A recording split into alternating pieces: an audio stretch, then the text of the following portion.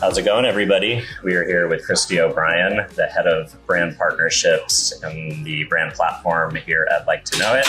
We are on the creator rooftop at the Palais. Thanks so much for coming on. Absolutely, I'm excited to be here. So tell me a little bit about you, your role. What do you do at Like to Know It, and what's the latest and greatest? Amazing. Kristi Obrien. I am the GM of the brand platform at LTK, and I also run our partnerships business, meaning that anything that we're doing with any social media platforms or large agencies or anything like that, I oversee that, which is another great reason to be at Cannes, obviously. Of course. Lots of people to meet and mingle with. Amazing. Yes. And so essentially, as it relates to my GM role and the brand platform, I oversee everything from our brand campaign business, so sales, marketing, ops, all the way to the technology that we develop for our advertisers. That's everything from integrations with all of our advertisers, as well as all of our measurement tools and how we actually look at reporting for brands across the board. Awesome. So what's going on for you guys at Cannes? You're obviously up here on the rooftop. You've got your own air-conditioned hut here that you can have people in to say hi and visit. But what's been the focus for you guys at Cannes? Yeah, hut is a good word, and thank God for the air conditioning. Yes, I would say yes. It's nice and toasty up on the rooftop and just across the board at Cannes. Yep. So this is our first time at Cannes. We're really excited about it. I think it was a really unique moment in time for us to be here, and I think a unique moment in time for Cannes as well. The energy has been absolutely fantastic.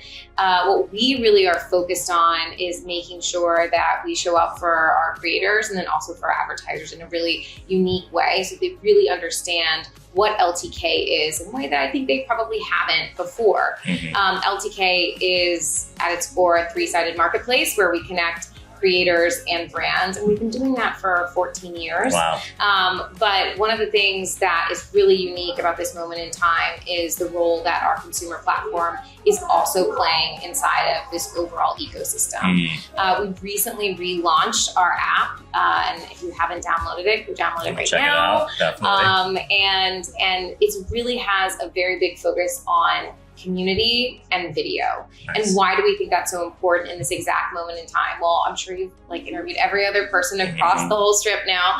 And so you see that there's been this really dynamic shift in the way that society is interacting with social media and how they really think about what social media means to consumers. And LTK plays a really unique role in that entire ecosystem, in as much that we really believe that while the social media landscape is changing pretty dramatically, that there's something that's missing. And we believe the element that's missing is that actual element of connectivity and trust between creators and consumers.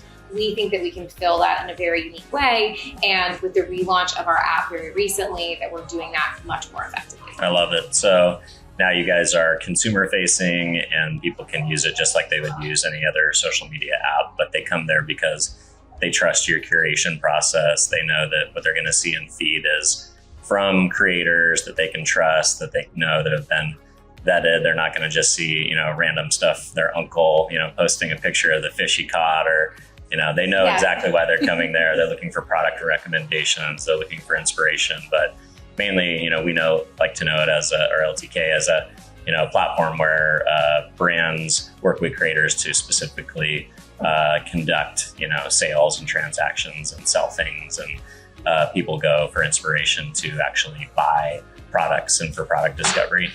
So that sounds really cool.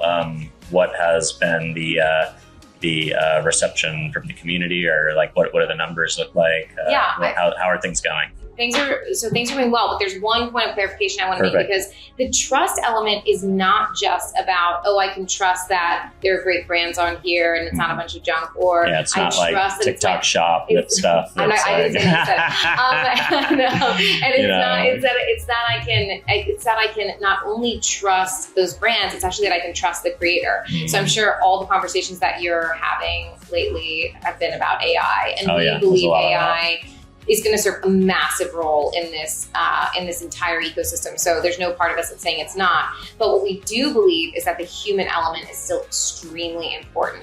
And so that trust is not just like, oh, I'm going to have your uncle on. It's like, oh, does your uncle even exist? Yeah. Like, is he an AI agent? Yeah, and so totally. I think that's the other thing that is really, really important from an expectation of the consumer perspective. How's it going? Well, what we have seen is that there's been nearly 140% increase in the watch time inside of the app ever since we did this new launch. It's really a much more engaging experience. The other reason it's so engaging is because we are focusing on that community element. And so if you go into the app and you get inside of that watch tab, what you're going to see is that you're able to really hone in on things like geolocation and interest, and still be able to see the creators that you follow, but also discover new ones that you may never have seen before. And if you want to see something like what are the latest beauty trends in Cannes, you can go and do that. If you want to see what's trending from a fashion perspective in London, you can do that. If you want to see who's cooking something in Texas, you can do that too. And we're really the place for you to go and find those communities, and then not only find them, but double down on those communities and then continue to work with them over time. Yeah, I love that. So is your policy going to be like AI creators not on LTK? Is that the goal, is to have the human element show up and you guys can kind of be an alternative for creators that want to show up in the real world and don't want to, just post AI content to game the algorithm and clickbait I would and stuff say like that? absolutely. Cool. Again, we don't think that AI is not going to serve a role. I think there's a role. I want to be really clear about that. But what I will say is that we're a mission-driven company. We make money when creators make money. And what we care about is having real, authentic creators creating content. We want to empower them to make content the fastest and easiest way possible. AI is going to play a huge role in that. But yes, it's about human connection. It's about real creators. I love it.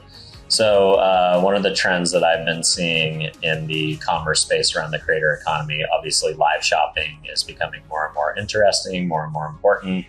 I talked to an agency at an event in LA, and the creator was an American, or actually I think he was from London, but he became like one of the biggest Caucasian creators in Asia. Before he got kicked out by this, the CCP or whatever. He talked about how in China, there's not such thing as an influencer that can move product. Like there's not, brand awareness influencers and then, influencers that can transact and sell products. There are only influencers who can move the needle on commerce. Yeah. What is your guys' point of view of how that's going to change the way that the creator economy is looked at in the States, when brands can very much work with creators? If they just want to focus on sales, they can do that and not have to waste their money on things and test things that they don't know if they're going to work. Yeah, absolutely. So it's interesting. LTK has been a global company almost from the get-go. Okay. So we have offices all over the world, which actually gives us a really unique perspective as to how each market works. And it's very interesting what you mentioned about this Caucasian influencer in Asia. I mean, we see very different dynamics no matter where you are in the globe. So the US actually tends to be a little bit more transactional, maybe not so much as Asia. Like, it's not every single creator has to push product. We have plenty of creators who are very successful on our platform who don't need to necessarily sell products. They're more upper funnel creators, as this was called. Yeah. And then I would say, Europe is somewhere actually on the other end of the spectrum where they're not transactional. They don't like to be transactional. That can be seen as icky or not, you're not cool. You're not like the cool girl if you're gonna throw the link in there. Yeah. And so we actually have had a front row seat to this evolution for the last 13 years. I think that's when we launched our UK office. So 1 year after the company was founded. And so we actually get to look at each one of these things. I think the dynamics of live shopping have been really interesting to watch between the Asian market and the US market, and everywhere in between. I think the US has never fully adopted it. I mean, I can tell you every single year, I feel like I'm having calls with advertisers who are saying, oh, this is the year for live shopping. This is the year for live shopping. It hasn't happened yet, okay? It hasn't happened yet. We haven't adopted it in the US. It doesn't mean it's not coming. I think the thing that I really like, and the way that I love to think about it from an LTK perspective in particular, is that we're enabling that experience of live shopping without it having to be live. And I think the whole concept of appointment viewing, no matter which way you look at it, whether it be entertainment or shopping in this instance, I think people want more flexibility than that. Yeah. So it doesn't mean that live shopping is not going to play a role. Obviously, in a community element, there's a really great thing about being able to tune in, see your best friend influencer and engage in real time. Yeah. But at the same time, the whole concept that everyone's available at that time is probably a little silly. Right. And so I think there's room for both. Yeah, no, I love that. I love the creators that just go live randomly, and if people see it, they see it. Okay, they don't. It's a VOD for 24 hours, right. and you're good to go. Awesome. So what else are you guys doing at Cannes? You obviously have this nice space for meetings, but I imagine there have been some panels, some discussions. Yeah, absolutely. We've been meeting with a lot of the agents, with a lot of the agencies, which has been fantastic. We've had a ton of brand meetings, and then also just up here on the rooftop, we're able to meet with a ton of the creators that are flowing through. That's been absolutely fantastic. From my perspective, I'm also spending a lot of time on our partnerships business, which means meeting with a lot of the social media platforms, making sure that we're really closely involved with them. We just launched a partnership with Pinterest, Nice. So spending time with them, that got announced at the end of last week. So we're super excited about that and how that's going to continue to grow over the next few months and hopefully years. So a lot of that, we did have a speaking panel with Ad Age at the beginning of this week, which was a really great time to spend with them. So overall, it's been really exciting. I love it. So if people want to learn more about LTK, or if they want to connect with you directly, where should they go? Well, you can always find me on the website on ltk.com. So you can always find me there. I'm there. And then I think that's really, you can find me on LTK. Beautiful. Love it. Thanks so much for coming on and chatting with us. Absolutely. Cheers. Bye-bye. Thanks.